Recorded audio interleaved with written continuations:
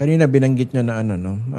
There's still pieces of legislation that need to be passed to be able to address this. Pero as it is, meron tayong mga landmark legislation supposedly to address this issues against women. Para kahit papaano mabago yung kultura ng machismo, ng patriarchal culture structure dito sa ating lipunan. No? For instance, meron tayong Safe Spaces Act, hindi po ba?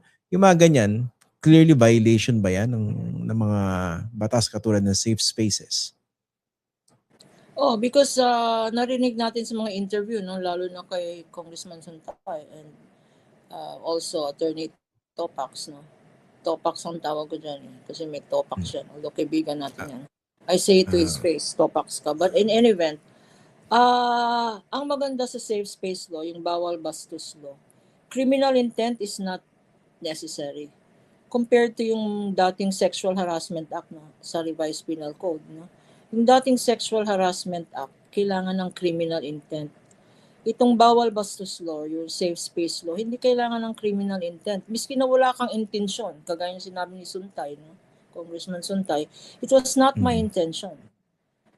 Pero irrelevant yan at immaterial sa bawal bastos law because ang material dyan is the effect on the victim or the effect on the person offended. And when I say person, we are referring not only to women. This is actually the first law that recognizes LGBT rights, no? So pwedeng mambastos ng lesbian, bakla, pwedeng mambastos ng intersex, pwedeng mambastos ng sino man. This is the first legislation. That's why it is significant because it recognizes pambabastos hindi lang sa kababaihan pero sa LGBTQI community. So it is irrelevant yung I did not intend. Wala akong intensyon. It is the effect on the recipient of the catcall, of the bad words, of the stalking, of the cyber libel, etc. No? Kung ano yung epekto nun. In that sense, maganda itong batas na to. Pero as we speak, no, merong pending bill sa House, no, kasi dahil sa bagong technology, ang mga nambabastos ngayon, hindi na tao, AI na. Gumagamit na tayo ng AI. Gumagamit na tayo ng deepfake, no.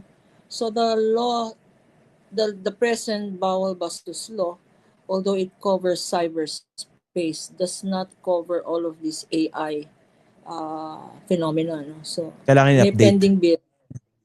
Kailangan i-update kasi ang AI, sinong kakasuhan mo sa AI? Diba? Sasabihin nila anonymous, but under our technology should be such that we can be able to trace now the source of the artificial intelligence. Actually, or the source attorney of the deepfake. Yes. Opo. Actually, dun sa pag-aaral dito sa mga viewers natin, no, pag nagsaliksik po kayo, makikita niyo po sa mga viewers natin, no, yung deepfakes, di ba? Medyo matagal-tagal na po natin nakikita yan. Ang pinaka nangungunang biktima ng mga deepfakes ay yung mga kababaihan. They're being objectified, hypersexualized, di ba? Nilalagay yung mukha sa katawan ng iba, sexy, tapos pinapakalat.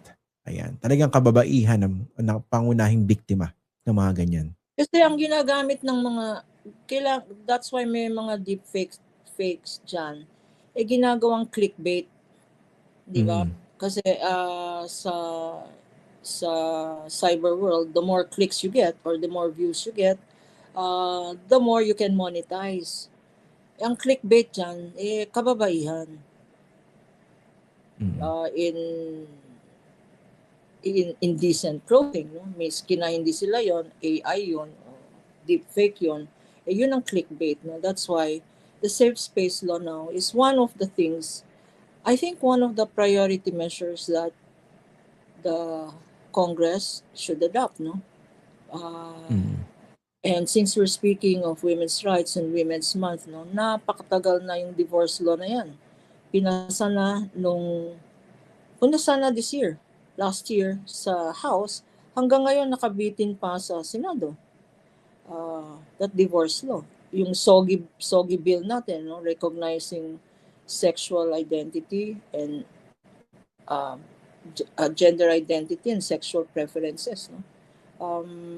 Hanggang ngayon, di pa pumapasa yung bills natin on teenage pregnancy. Hanggang ngayon, di pa nakapasa. Maraming bills sa Kongreso ang hindi pa nakapasa. So when Congress says we must protect women's rights, teka, pay attention to all these bills pending in Congress. Walk your talk, no? As legislators. Ito may tanong po, isa sa mga viewers natin. In a private setting, where do we draw the line between jester or joke and a violation of the law? Does it only become a violation kung nagreklamo yung isang party? Well, which is why we must be vigilant about our rights. No? Although it is not only one person. It is not only a person who is offended. Kagaya nitong typical recent example of Ann Curtis. It is not only Ann Curtis that is offended. And that is why the Congress, some women legislators filed in the ethics committee because they felt violated for all of humanity. So even if the attack is against a private individual, in this case Ann Curtis in particular, if it is offensive to all of women, we can file a suit, no, for damages, or you can file an injunction against repetition or violation of the Safe Space Act. No? It is not a private crime. Okay. Paano yung kaya naman, yung kay Topacio? Kasi grabe rin yung kababuyan na binanggit nitong si Topacio, no? In defense of Bong Suntay, binanatan itong si Congresswoman Sara Ilago, binanatan itong si Jasmine Curtis, and of course, binanatan na rin ito si Ann Curtis. Talagang kung mapapakinggan po ng mga kababayan natin yung bahagi na yun sa kanyang programa, talagang napaka-tasteless, napaka-repulsive, napaka-repugnant, napaka-misogynistic. Yun, clearly violation po yun. No? May mga nagtatanong dito, would you file a disbarment case against him? Are you talking about me personally?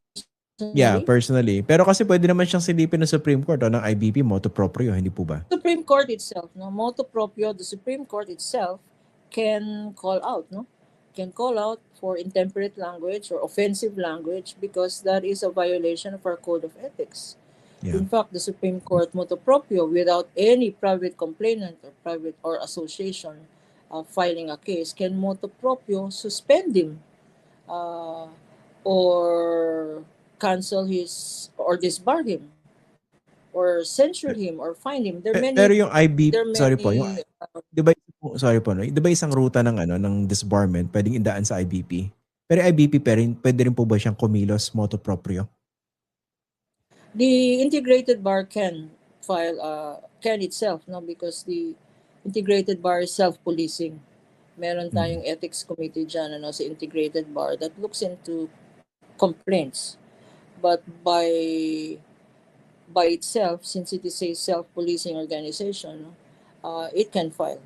It can itself be the complainant and ask Attorney Topacio or all those similarly situated, should there be future violations, ask to account for why he should not be disbarred or to show cause, no? And if it passes the integrated bar, then the integrated bar makes a recommendation to the Supreme Court. But as you said earlier, the Supreme Court can by itself, without any complainant, take cognizance of such an offensive violation of the Code of Ethics.